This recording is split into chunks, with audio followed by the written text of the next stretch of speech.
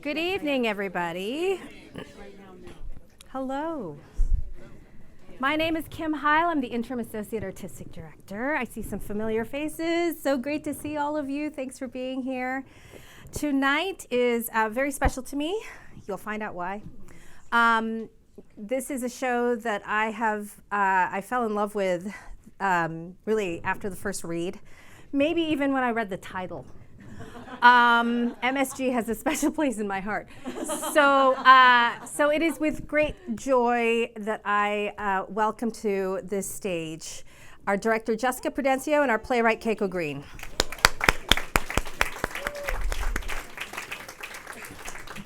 Let me say a couple things about them. I will have you all know that they are my friends, which made me think, or rather kind of in my head, I had it in my brain that I know what to say about them, and then I thought, oh, I actually need to reference their bios.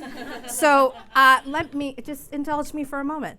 So Keiko Green, the playwright of Exotic Deadly, or the MSG play, was a core company member at A Contemporary Theater, former member of Seattle Repertory Theater's writer group.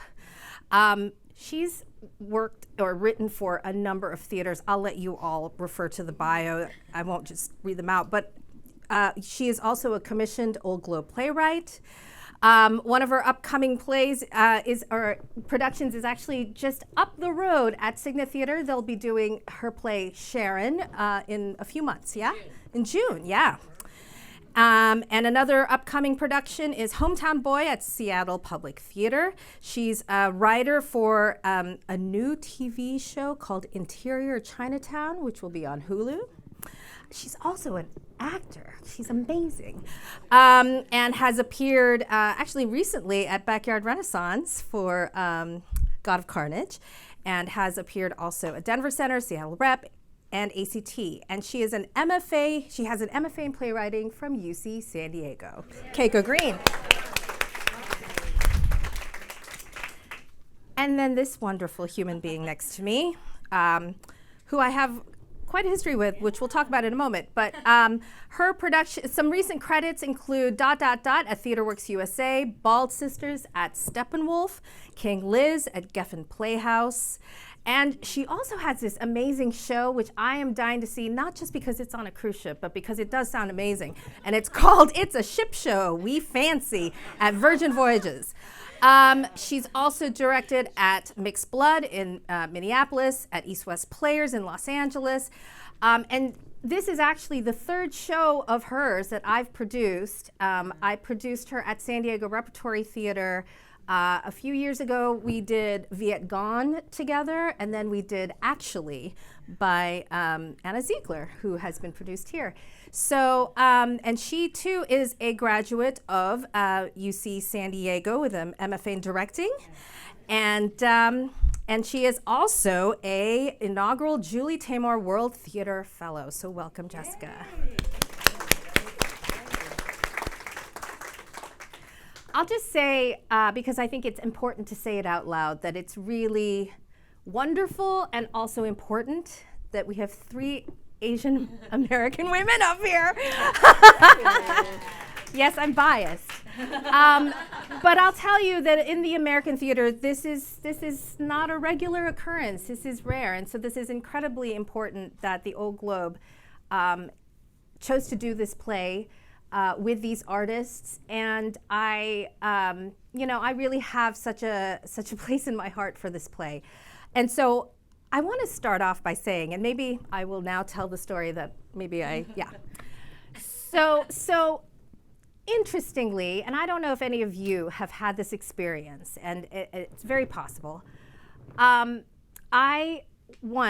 Filipino. I was born in the Philippines. I was raised in Indonesia, but I came to the U.S. as an immigrant when I was 17. So I feel very, very connected to my Asian roots.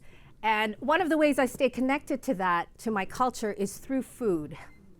And fortunately, in San Diego, there's a very, very strong Filipino community here, which means that we have a lot of great restaurants. And a lot of them are in National City or Mira Mesa. And also, I have family who cook our native dishes for any kind of celebrations, birthdays, baby showers, Christmas, etc. Right? So I will usually have at least one or two dishes in a Tupperware in my fridge, and I'm always excited to eat it. And I took it to work one day. This was a long time ago. I was really looking forward to eating it, and I microwaved it, and people started to complain. And actually, they complained without knowing that it was my food. So they were very open, ugh, what is that? And now, mind you, I love the smells of my people's food, right? So while I understood on an intellectual level that it was something that they weren't familiar with, that it was foreign to them, I didn't anticipate how the level of disgust that they would show on their faces. And that was really disheartening. It was really insulting. I was embarrassed. And I say this only because this was recently in the sense that this was in my adult life, right? And yet versions of this story have happened to many of us. And I just want to say how significant that kind of othering and that kind of moment is for someone like myself who has such a love for that food, and then to have other people, kind of really just turn away in disgust and go, ugh. It's a real thing. And so this play explores themes related to that. So I want to start off by asking Keiko, where did this play come from in your heart and mind? Yes, great question. So similar to, I also just wanted to say, I was on Facebook or something recently, and this woman that I know who's a fight choreographer in Portland was just posting about the exact same experience. It's 2023 and still she basically was posting about how she was eating food, and the artistic director and the director of the play she was working on walked by and just said, ew, gross. And then kind of laughed it off, and she felt so embarrassed. And so, I mean, it really is something that feels, even as adults, we were just constantly encountering. But yeah, so I when I was a kid, I grew up in Georgia. And I, it was before sushi was cool, and so at that time, when there were sushi restaurants, people were like, "Where I'm from, we call that bait," it was that kind of. But I went to a Japanese language international school there, and so for I was there until 5th grade, and every day it was mostly with Japanese kids, or people that were half like me. And we would always, people brought in their bento boxes. And so when I switched to a American public school, was in 5th grade, suddenly I was no longer, commuting 45 minutes away or whatever. I was just going down the street. And the first thing that I really did notice was, the first experience I had of just kind of being embarrassed of my culture or who I was my lunchbox. Opening it and being stinky, and just constantly, you're gonna see this in the play, every day I go to my mom, I'm like, Mom, I just want a turkey sandwich. No, a turkey sandwich, you need vegetables. This exact encounter happens at the top of Exotic Deadly. Sorry to spoil. And it was something that it wasn't until later on that I realized how special that was, how my mom was using nutrition to make sure I was, becoming a full human being, and how important that was. And later on, when I finally moved away, how food was the thing that kind of kept me connected and reminded me of my mom. And that's true for everybody. It's not even specific to people with immigrant parents. It's not even specific to Asian. It's not specific to Asians or Asian Americans either. There's just something about that food, and so I wanted to write about that. And also, I had this play is very close to my heart.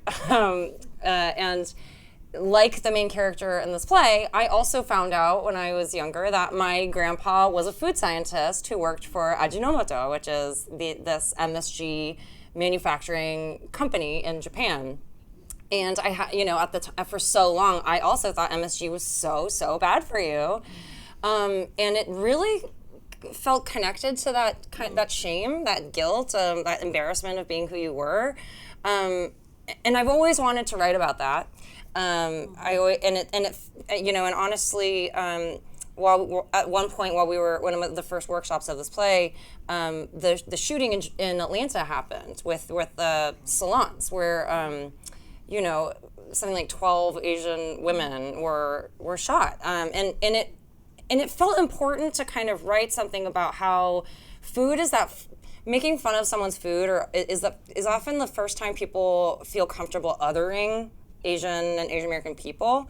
And I think that is connected. I think that ultimately that it starts to make you think that it's okay because those people are not like me. Those people might not even be people. There's something about that first moment of othering that just really felt connected. And so I knew while during the pandemic, I was really, really hyper-focused on this play. But I also really, really wanted to laugh because I was having a really, both my in-laws had passed away in that first year of the pandemic, and my husband and I were just living in this really, this place of mourning. And I just needed to make my goal was, if I sit at the laptop, write about this thing that feels really important to me, but if I can make myself laugh while I'm sitting at my laptop writing it, then I'm definitely onto something. And that's kind of how the first draft of this play came about. Yeah. And Jesca, what drew you to wanting to direct this play?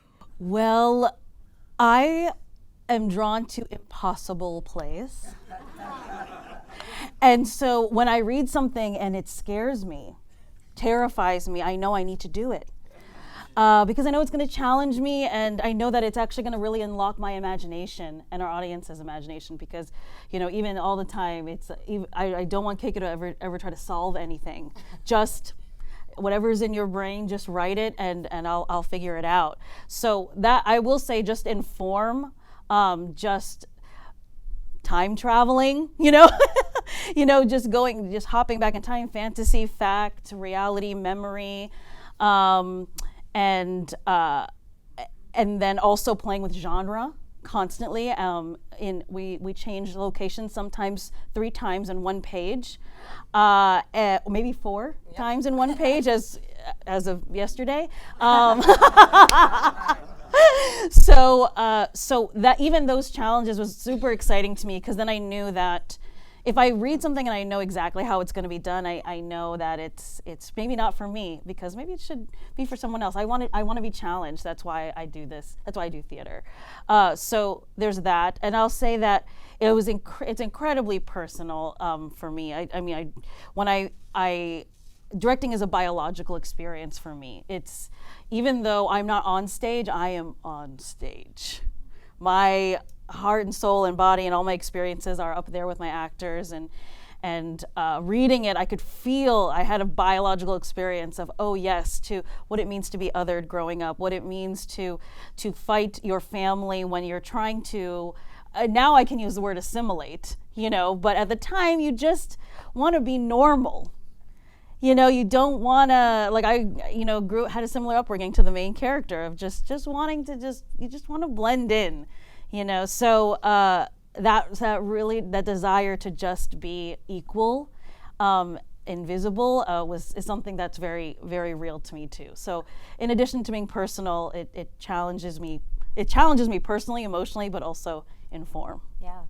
We talk sometimes, when we have conversations like this, we talk about the theatrical vocabulary of a play. Mm-hmm. And this show in particular has a very specific, unique theatrical vocabulary. Mm-hmm. And I'm wondering, if one of you can maybe elaborate on what you think that means, a theatrical vocabulary, and what is it about this story that demands that unique vocabulary?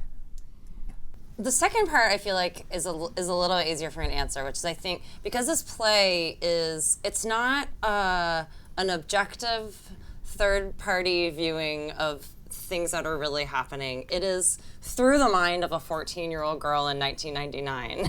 And there's a sense of, she's almost casting famous people in the story of her life too, you know. And so there's an idea of you know, every and I think this comes through in the design too. You know, I think everybody and the actors everybody's really on the same page as far as, you know, we are looking at our narrator is not a reliable storyteller, and we are going through her brain, and it's her version of events, and she's not remembering.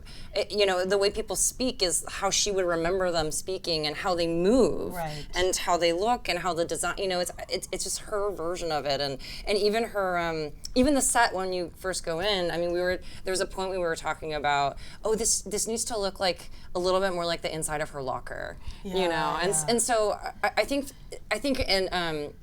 that part is very cohesive in terms of like, because it's from one person's completely subjective perspective. Yeah. I'll add that. So Keiko and I also both went to NYU Tisch. So we also. I did too. Oh, for grad school. Oh my gosh. Well, NYU. So in terms of our own training, I feel like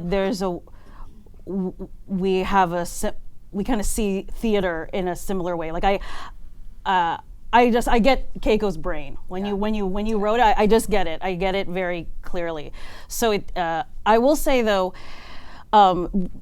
just in addition to everything that you're saying, what that demands is that we have to create our own rules. So another hat I wear is I'm a professor. I'm associate professor at San Diego State University. I'm the head of directing there. Wow.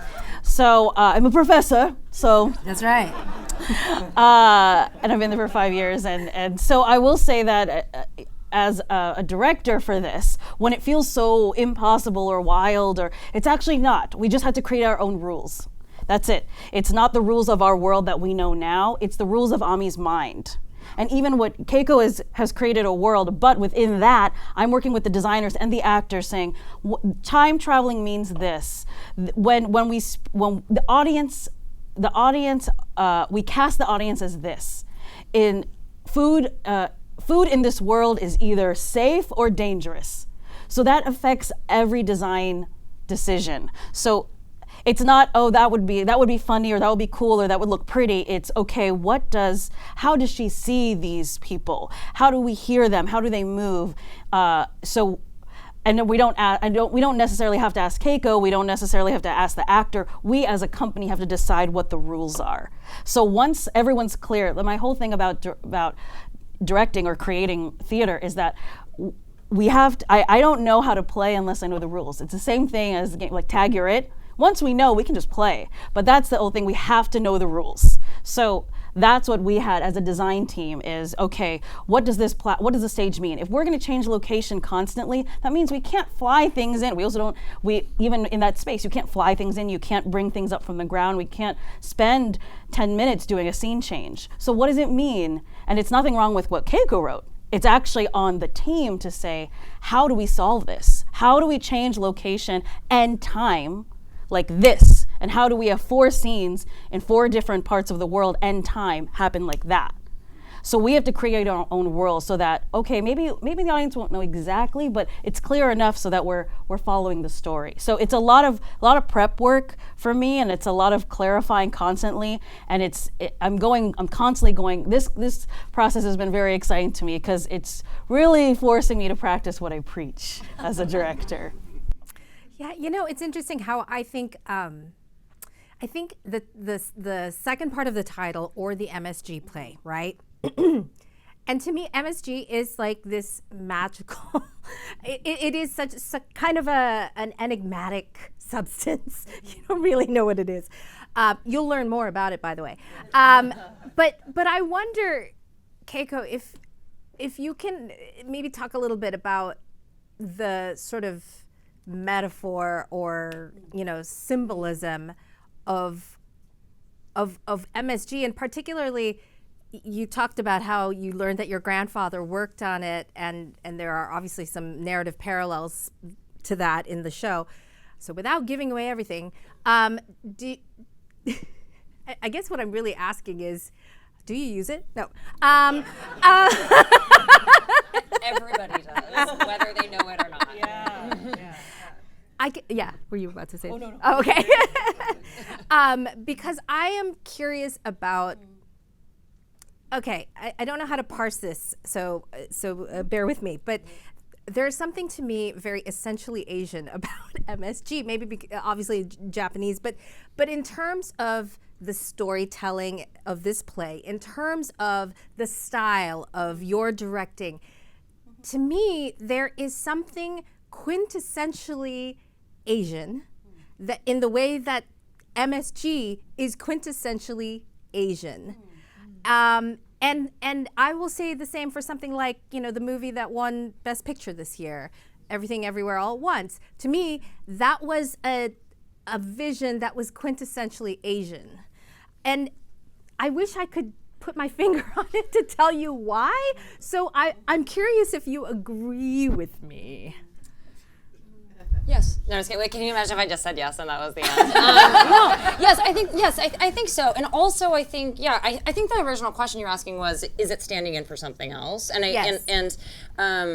Which I think is a great question, and yes, it is. And I think that in our story there is a.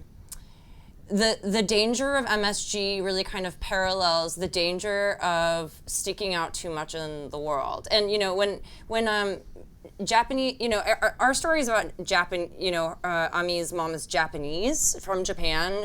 They're not Japanese Americans who were, interned. But during the Japanese American internment, one of the sayings that went around was the nail that sticks out the most gets hit the hardest. And that is a Japanese saying. And there's something about that of like always having to make yourself a little smaller, always having to fit in a little bit more so that you don't get knocked down. You don't. And I think that that does end up being a big part of a lot of Asian cultures, genuinely. And myself growing, and I'm half Japanese. I grew up in Georgia, like I said. I was 5'7" by the time I was in 5th grade. I was just like this tall Asian, like I just felt like a real freak when I was growing up. And it wasn't until adulthood that I realized how powerful all the things that make you feel so weird are actually superpowers, and I think that we all kind of need a reminder of that. And so in this play, MSG really.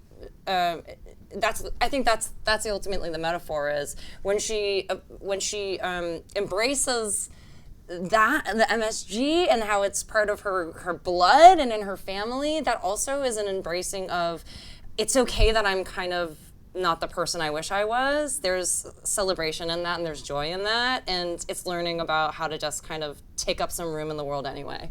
Yeah.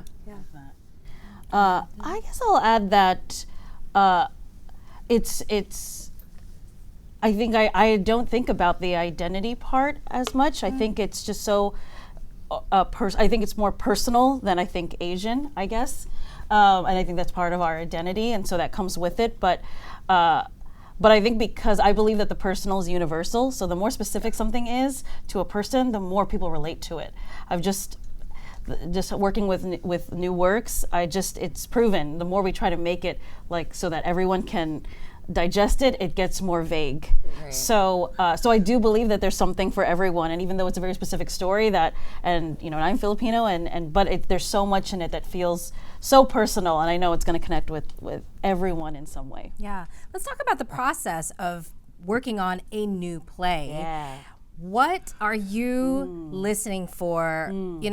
After the first preview, your first audience, I know by then you've already made some changes. What are your goals in this time when things are sort of changing and shifting and listening to the audience react? Yeah, I mean, to be really honest with you all, I mean, there was a day, I think on Sunday we came in and a lot of them were small little changes, like cuts of lines here and there, but we truly had 37 pages of changes.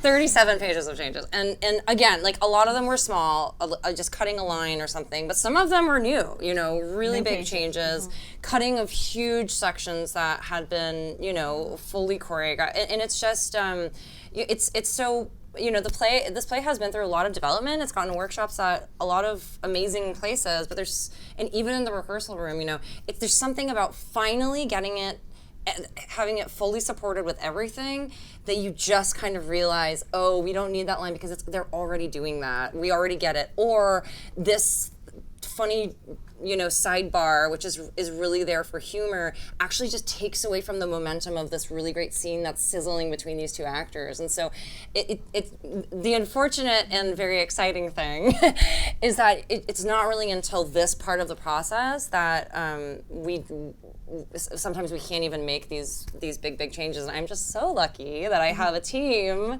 that I'm part of a team that's just so game. Yeah. Jesca, the Old Globe people, everybody. I got an email from Barry saying, I think you should make changes till the very last second. I was like, okay, if you say so. But also the actors, they are there's no complaint. They look at those pages and they're like, all right, yeah, just give us a shot to try it out during the day. And then I tell them, if you forget, if you accidentally say the line, that's fine. But they're amazing. Oh, yeah. Amazing. Yeah, I'll say that in the process, I'm the first pass, especially when we're in the room and we're in tech, I'm just trying to see it as a whole.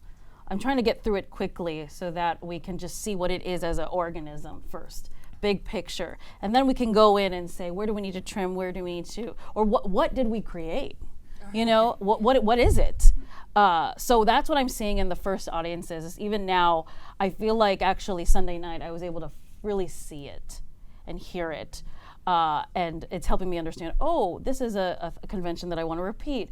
Or, that we need more time for that because we're just it's just going so fast and we need a breath here. So I think when I'm in the moment, I'm just going moment to moment, trying to get it up and trying to make each moment so full. But now I'm at a point where I'm able to step back and say, what is the full journey? What are people leaving with? What's landing? When are people laughing? And when are people listening? And how can I? And as we make changes, since we have 4 to 5 hours before each preview, like we rehearsed 5 hours today. Making changes, making cuts, making scenes, changing sound cues, reblocking scenes. It's a new show. I haven't seen this show yet. I'm gonna be seeing it with all of you. I don't know what we made. We'll see what tonight is, and so we will continue to tomorrow, and I will work every minute you give me, Old Globe. So I literally, they're like, Chandra, our stage manager, says, you have 4 minutes left. I'm like, great, let's run that scene again and make an adjustment to that sound cue. So yeah, it's exciting. So tonight you'll be seeing a new show and we'll be seeing a new show as well. When we were talking about producing this play, because we actually presented this as part of our Powers New Voices Festival last year. It was a huge hit. And Jesca directed that reading. And we loved the play and we wanted to talk about at the time, who should direct this? Because it presented a lot of challenges, right? Like you talked about the sort of abstract nature of so many story elements. And I was lucky enough to have had experience working with you, Jesca, and I really, championed you because one of the things you do is you look at a play and it's almost like a 3-dimensional canvas. Yes. And everything is fair game as far as elements that can tell a story. If it's, the way someone moves a chair or the way a sound cue and a light cue interact. Like you just have a way of manipulating all of those things. Where did your brain come up with all of that? Yeah. So what's so interesting is that I came into theater doing cultural dances. So I did cultural Filipino dances as like expos in Pennsylvania, where I grew up in central Pennsylvania. So we would tour around the Pennsylvania, explaining our culture and our costumes and our food.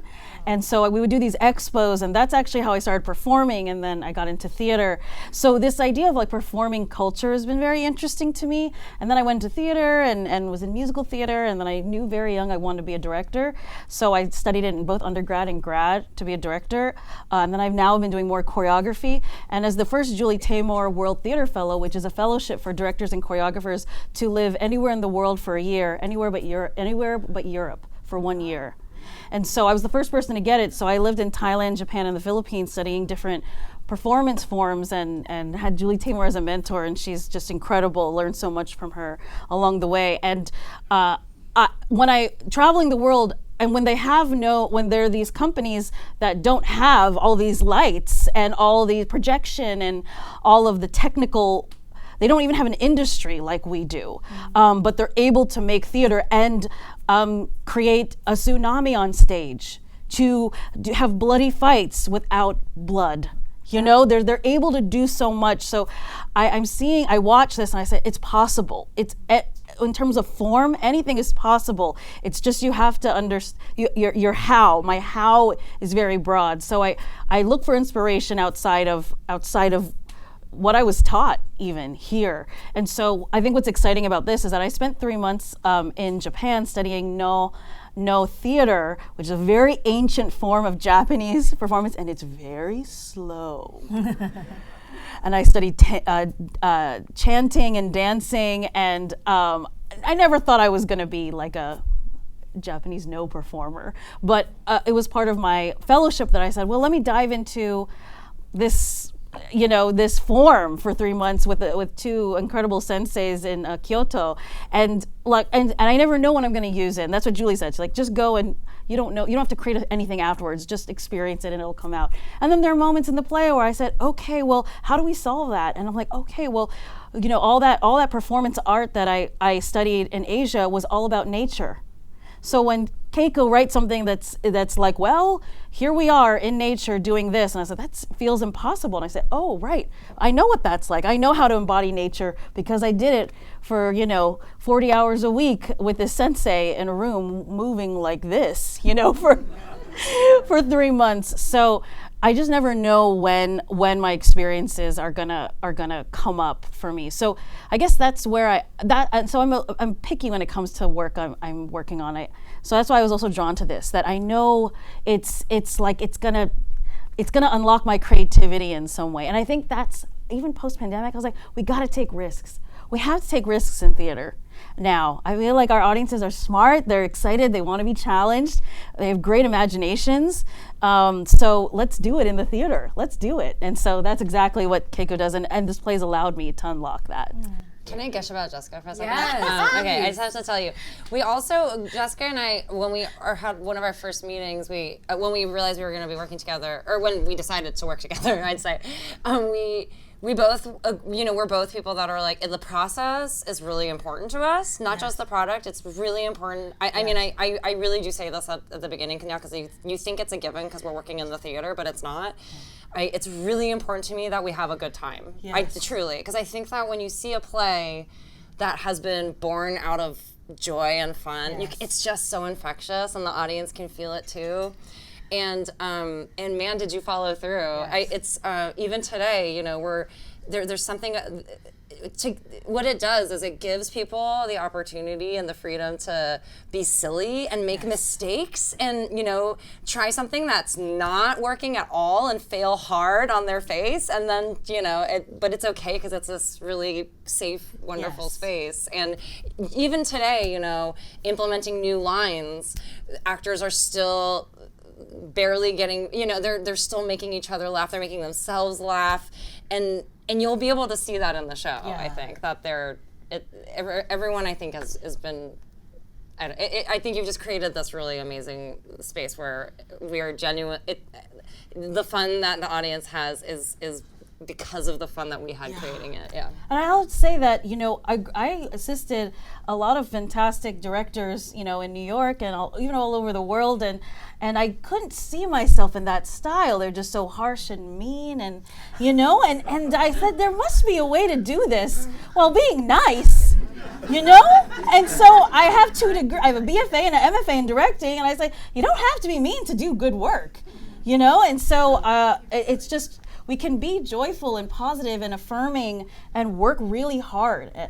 And so that's been a mission of mine. You know, now being a professional director, I said, let's work really hard, but let's be kind to each other along the way, because we don't know when our last days are here. So it's just not, we don't have enough time for us to be mean. Yeah, You yeah. know, so, and I've just witnessed it being in the theater my whole life. I said, it doesn't have to be this way. So it's, and great work has come from it, that it also unlocks their imagination too. So some things, I love when you see a moment, and even Keiko was like, good job, like that was awesome, Jessica. I was like, he just showed up one day and started doing it. And he just was like, I just wanted to try something, and we're like, it's brilliant. It's so weird and great. Yeah, it's great, it's working. So we're constantly, even through opening, will be, even what Thursday will be from tonight will be a different show. It will be a different show, and they're gonna grow. Hopefully I've created something really stable, but also has a strong foundation for them to also grow. So it should be different in a month, in a way. Yeah. Cool. So we have about just a little over 7 minutes to do questions. If anyone has a question, yes. So I have a two-part question. It has to do with the motivation for making changes. Oh yeah. Great. So the first part of the question is, because I want to know about the collaboration. Yeah. If you had no one talking to you and you're just watching the play by yourself, That's good. would you make many of the same kind of changes? Oh, that's a really good question.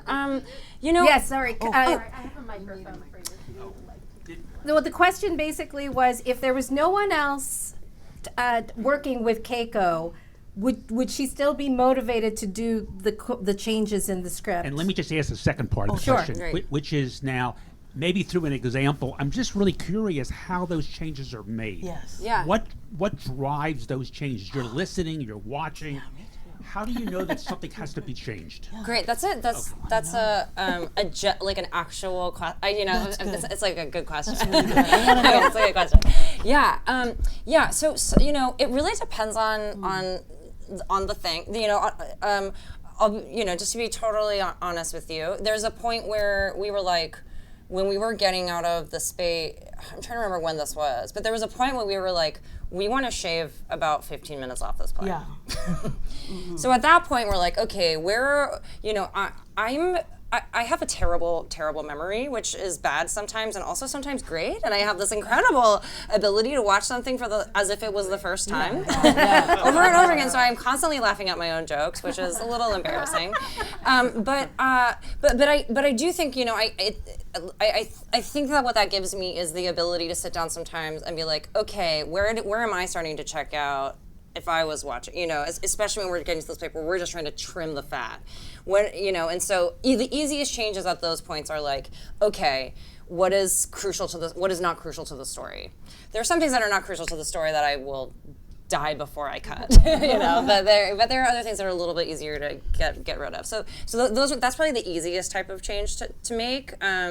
Sometimes, though, we've also gotten, I like to talk a lot. I like to have a conversation a lot. So I'll be like, hey, what do you think about? Do you think this moment's important? And and Jessica, or I'll talk to Sonia or Danielle, the literary department too. Talk to, I'll talk to our what is Isabel's job? Script supervisor? Script supervisor? Yeah. I'll talk to Keon, who is Jessica's assistant, too. I'll just talk to anyone who will listen. Because, what do you think about this? I think the trickier ones are, there's joke revisions. Joke revisions are sometimes it's, the joke is just not landing. Is there a way to clarify it, or do I cut it completely? Is there a way to, or if something's a callback to an earlier joke, but it's taking too long, then I'm like, people aren't remembering what this is connected to, so I cut that. Other revisions, this is like a really practical kind of revision. Is, for example, one of the new pages we added today was, we need a little bit more text to cover a transition. And if we're there, we might as well lean into this lovely moment that these two actors are having that feels like it's not getting enough time. So let's give them this new moment to connect, and I think it's actually kind of a great accident that we're having that. I'm trying to think of what other kinds of, there's all kinds of things, but I think the great thing is I'm not super precious about my work, so I'm okay with, cutting it up a little bit. I'm also really, I kind of pride myself on not being super defensive about, if I get an email from people saying, I think this moment might be lingering too long, I think this moment might not be working, I'm really good at reading it and in the moment being like, you don't know what you're talking about. And then, and then the next morning, looking at it and agreeing with almost everything, and I can accept that. But it is tricky, it's a constant, battle with your, it really keeps you humble having to revise and being able to be in conversation with other people who are, I truly think we're all collaborators. Then there are also, I feel like I'm just blabbing on and on now, but there are also, actors or designers or, sometimes an actor is saying, I'm just having a trouble with this moment because I feel like I should be, I'm really upset with her. And suddenly it feels like I'm like giving her power, and this isn't coming really natural to me from where I've been and where I'm going. And sometimes we just have to work on it with the actor, and sometimes they're just right. Sometimes they just know the character better than I do after a certain point. Yeah. Yeah, and even sometimes there's sometimes you'll give me a note about something and then you hear it a certain way, so then I can catch you up on our conversations, right? And then we end up working together on because then if a moment's not working, if a moment's not working, it's like, is it? We're all looking at each other like, is it you? Is it me? Is it the sound? Is it the light? Who's gonna fix it?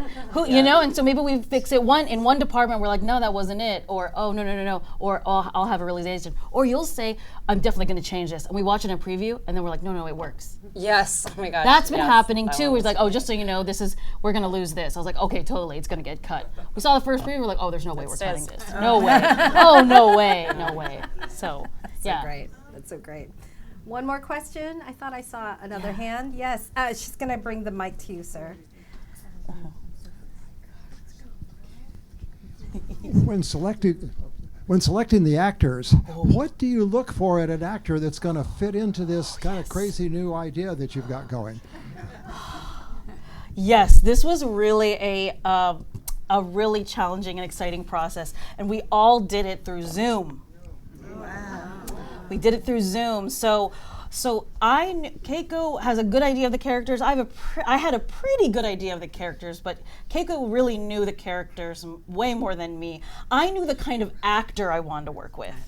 I knew the kind of actor we wanted in the room. So not only in the audition process, we're looking for, okay, what's their take on this character? But I would purposefully give them some wild direction to see how they respond to it. So sometimes they'll look and say, okay, sure, okay. And you can tell that they think it's weird, or they don't get it, or they feel resistant to trying something new. Or you'll see an actor that's like, oh yeah, I'm gonna try something. It's gonna be kind of weird. And I'm like, go for it, So we need an actor that's playful because we're ready to make changes. We want to discover things with them. So it's two-part. We're looking for skill because there's a lot of language in it too. So we need actors that are quite trained language-wise, that are able to handle all the language. We need them to be able to play different characters. Some of these tracks, they're playing 10 different characters. So they need to be able to make strong choices vocally, physically. Not only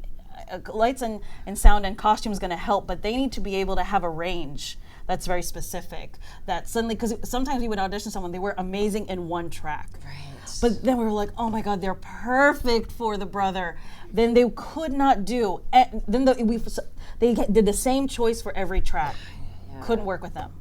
So that's what's interesting about this. Like, we needed someone that could do the full track, and so that made our jobs in the room just so exciting because they were ready to take risks with us. And so as we were throwing all these exciting costumes with them, they were feeling inspired to make different choices with us. So it was a multi-step process, but we found a really, really exciting group from all over the country. Yeah. So yeah. It was complicated. Well, we are 15 minutes from curtain, friends. So thank you so much. And thank you, Jesca and Keiko. Yay!